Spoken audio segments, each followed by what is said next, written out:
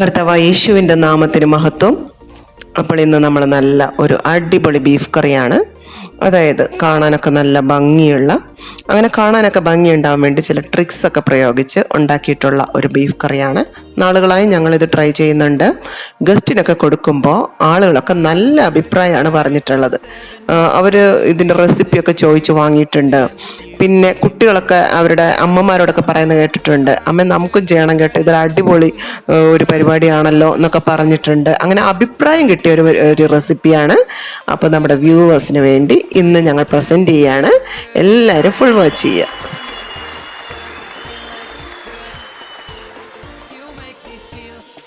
അപ്പോൾ നമ്മുടെ റെസിപ്പിയിലേക്ക് നമുക്ക് പോവാം.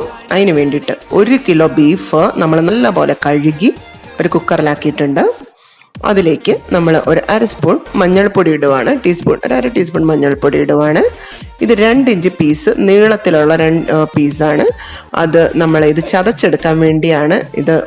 ഇത് ചതച്ച് ഒരു 4 പച്ചമുളകും കൂടെ കീറിയിട്ട് ഉപ്പും ചേർത്ത് നല്ല പോലെ മിക്സ് ചെയ്ത് വേവിക്കുവാണ് ചെയ്യുന്നത്. അപ്പോൾ നമ്മൾ അതെല്ലാം ഇഞ്ചിയെല്ലാം ചതച്ചെടുത്തു, പച്ചമുളക് എടുത്തു, ഇതെല്ലാം കൂടി ഇട്ട് നല്ല പോലെ മിക്സ് ചെയ്ത് അത് സ്പൂൺ വെച്ച് ഒരു തവി കൊണ്ട് ഇളക്കി യോജിപ്പിച്ച് നമുക്ക് വേവിച്ചെടുക്കാം. ഒരല്പം പോലും വെള്ളം ചേർക്കണ്ട, കാരണം ബീഫിൽ നിന്ന് തന്നെ വെള്ളമെല്ലാം ഇറങ്ങി വന്നോളും. അപ്പോൾ ഇത് നമ്മൾ വേവിക്കുന്ന അളവെന്ന് പറയുന്നത്, ബീഫ് വേവിക്കുന്നവർക്ക് അതിൻ്റെ പാകം, അതല്ല ചെയ്യാത്തവരാണെങ്കിൽ ഇത് ഒരു 2 വിസിൽ കേട്ടിട്ട് ഒരു 20 മിനിറ്റ് വേവിച്ചാൽ മതി. ഇനി നമുക്ക് ഇതിനകത്തേക്ക് 3 സവാള ഒരു പാനിൽ വെളിച്ചെണ്ണ ഒഴിച്ച് വഴറ്റുകയാണ്. 3 സവാള, വലിയ സവാള തന്നെ എടുത്തോളൂ. ഇത് നമ്മളൊരു പാനിൽ വെളിച്ചെണ്ണ ഒഴിച്ചിട്ട് നല്ലപോലെ ഫ്രൈ ചെയ്തെടുക്കുവാണ്. ഇവിടെ ഒരു പരിപാടി ചെയ്യാൻ പോകുന്നുണ്ട്, അത് ശ്രദ്ധിച്ചോ.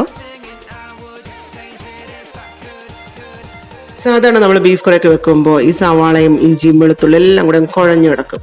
അപ്പോൾ അങ്ങനെ കുഴഞ്ഞു കിടക്കുമ്പോൾ ഈ സവാളയുടെ ഒക്കെ ഭംഗി നമ്മൾ പ്രസന്റ് ചെയ്യുമ്പോൾ അറിയില്ല. അപ്പോൾ അതിന് വേണ്ടി ചെയ്യുവാണ്. ഇത് നമ്മൾ ഫ്രൈ ചെയ്ത് കോരി മാറ്റുകയാണ്. കോരി മാറ്റിയിട്ട് നമ്മൾ ഫൈനലിയാണ് ഇത് ചേർക്കുന്നത്. ഇതെല്ലാം കൂടിയിട്ട് അങ്ങ് നമ്മൾ മിക്സ് ചെയ്യുന്നില്ല. ഇത് ഒരു ഡ്രൈ ആയിട്ടുള്ള ഒരു കറിയാണ്. അപ്പോൾ നല്ല കാണാനൊക്കെ നല്ല ഗ്ലോ തോന്നിക്കും നമ്മൾ ഫൈനല് സവാള ഇടുമ്പോഴത്തേനും. ഇനി നമ്മൾ ചെയ്യാൻ പോകുന്നത് ഒരു 10-20 വെളുത്തുള്ളി നമ്മൾ മിക്സിയിൽ നമ്മൾ ചതച്ച് വെച്ചിട്ടുണ്ട്. അത് നമ്മൾ ഈ പാനിലേക്ക് ചേർത്ത് ആ വെളുത്തുള്ളിയുടെ പച്ചമണം മാറുന്നത് വരെ നമ്മളൊന്ന് മൊരിയിച്ചെടുക്കുകയാണ്.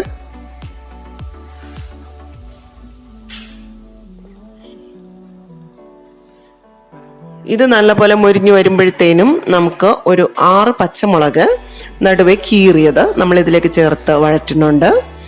അപ്പോൾ പച്ചമുളകിൻ്റെ എരിവിലാണ് കൂടുതലും ഈ കറിയുടെ ടേസ്റ്റ് വരുന്നത്. അതേസമയം നമുക്ക് പച്ചമുളക് എരിവ് നല്ല എരിവുള്ള പച്ചമുളകാണെങ്കിൽ, അതല്ല നമ്മൾ അധികം എരിവ് യൂസ് ചെയ്യാത്തവരൊക്കെ ആണെങ്കിൽ 6 പച്ചമുളക് ഇടണം എന്നില്ല, ഒരു 4 എണ്ണം ഇട്ടാലും മതി. അപ്പോൾ ഞങ്ങളിവിടെ 6 പച്ചമുളക് ഇടുന്നുണ്ട്. അപ്പം അമ്മച്ചി പറയുന്നത് പണ്ട് അമ്മമാരൊക്കെ ചെയ്യുമ്പം 1 കിലോയ്ക്ക് 10 പച്ചമുളക് എന്നുള്ള കണക്കിൽ ഈ കറി ചെയ്യുമായിരുന്നു എന്നാണ് പറയുന്നത്. അപ്പോൾ ഇതിപ്പോൾ നമ്മൾ മുളക് പൊടിയിലല്ല, കുരുമുളക് പൊടിയും അത്ര അങ്ങ് ചേർക്കണില്ല. പച്ചമുളക് ഒരു 6 എണ്ണം ഇടുക, അല്ലെങ്കിൽ 4 എണ്ണം ഇടുക. പിന്നെ നമ്മൾ കറിവേപ്പില ഇട്ടിട്ടുണ്ട്. എല്ലാം കൂടെ നല്ലപോലെ വഴറ്റിയെടുക്കുക. നമ്മൾ വെളുത്തുള്ളിയാണ് പച്ചമുളക് മാറേണ്ടത്. പച്ചമുളകിനും വേപ്പിലയും ഒന്ന് നല്ലപോലെ വഴന്നു വന്നാൽ മതി. പിന്നെ ഇതിലേക്ക് നമ്മൾ കുറച്ചും കൂടെ വെളിച്ചെണ്ണ ഒഴിച്ചു, കാരണം ഇത് എണ്ണ കുറവ് പോലെ ഫീൽ ചെയ്തു. അതുകൊണ്ട് നമ്മൾ കുറച്ചുകൂടെ വെളിച്ചെണ്ണ ഒഴിച്ച് നല്ലപോലെ വഴറ്റുക. ഇതിലേക്ക് നമ്മൾ 3 തക്കാളി നമ്മൾ വഴറ്റുവാണ്. ചെറുതായി അരിഞ്ഞത് ചേർത്ത് വഴറ്റുവാണ്.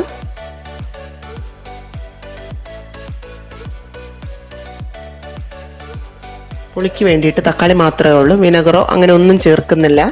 അപ്പം 3 തക്കാളി ചേർത്ത് വഴറ്റുക. ഇതിലേക്ക് നമ്മുടെ പൊടികൾ, അതായത് 2 ടേബിൾ സ്പൂൺ മല്ലിപ്പൊടി, 2 ടീസ്പൂൺ മുളക് പൊടി, ഒരു 1/4 ടീസ്പൂൺ മഞ്ഞൾപ്പൊടി, കാരണം നമ്മൾ വേവിച്ചപ്പോൾ മഞ്ഞൾപ്പൊടി ഇട്ടതാണ്. അതുകൊണ്ട് ഒരു 1/4 ടീസ്പൂൺ മഞ്ഞൾപ്പൊടി എന്നിവ ചേർത്ത് നമ്മളിത് നല്ലപോലെ വഴറ്റുവാണ്.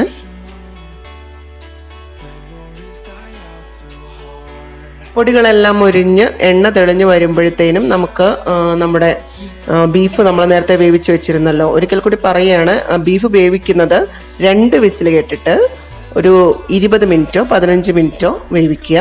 നല്ല സൂപ്പർ ക്വാളിറ്റി ആയിട്ടുള്ള നല്ല എന്താ പറയുക, ഈ ഹോക്കിൻസിൻ്റെ ഒക്കെ കുക്കറൊക്കെ ആണെങ്കിൽ 10 മിനിറ്റ് മതി, വേഗം. അതല്ല പ്രസ്റ്റീജിൻ്റെ ഒക്കെ ആണെങ്കിലും മറ്റേതൊക്കെ ആണെങ്കിലും നമുക്കൊരു 20 മിനിറ്റ് വേവ് ഉണ്ടെന്നുള്ളതാണ് ഞങ്ങളുടെ ഒരു രീതി. അപ്പോൾ നിങ്ങൾ സാധാരണ വേവിക്കുന്ന വേവിൽ ബീഫ് വേവിച്ചെടുക്കുക.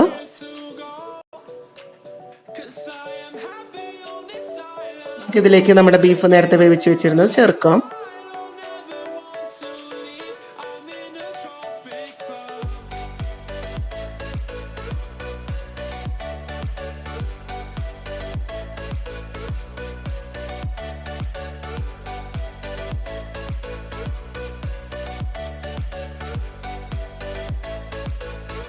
ഇത് നല്ലപോലെ മിക്സ് ചെയ്ത് കഴിയുമ്പോൾ നമ്മൾ നേരത്തെ എടുത്തു വെച്ചിരുന്ന സവാള ഉണ്ടല്ലോ, അത് നമുക്കിതിലേക്ക് ചേർക്കാം. കാരണം ഇപ്പോൾ നമ്മുടെ മിക്സിംഗ് എല്ലാം ഒരുമാതിരി ഓക്കെ ആയിട്ടുണ്ട്. അപ്പോൾ നമ്മുടെ സവാളയും കൂടെ ചേർത്ത് നമുക്ക് നല്ലതുപോലെ മിക്സ് ചെയ്യാം.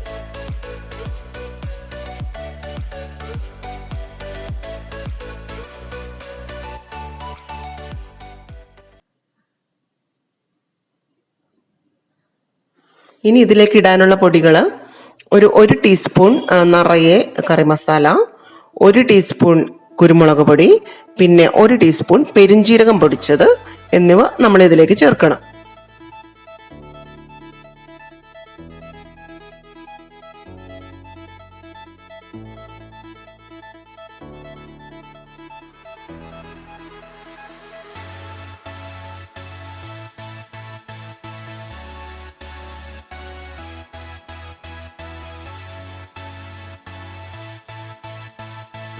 അപ്പോൾ നമ്മുടെ പൊടികളെല്ലാം ചേർത്ത് ഒന്നും കൂടെ നമ്മൾ മിക്സ് ചെയ്യാൻ പോവാണ്. 1 ടീസ്പൂൺ കറി മസാല, 1 ടീസ്പൂൺ കുരുമുളക് പൊടി, 1 ടീസ്പൂൺ പെരിഞ്ജീരകം പൊടിച്ചത്, പെരിഞ്ജീരകം ചെറിയ ജീരകമല്ല, പെരിഞ്ജീരകം പൊടിച്ചത് എന്നിവ ചേർത്ത് നല്ലപോലെ മിക്സ് ചെയ്യാണ്.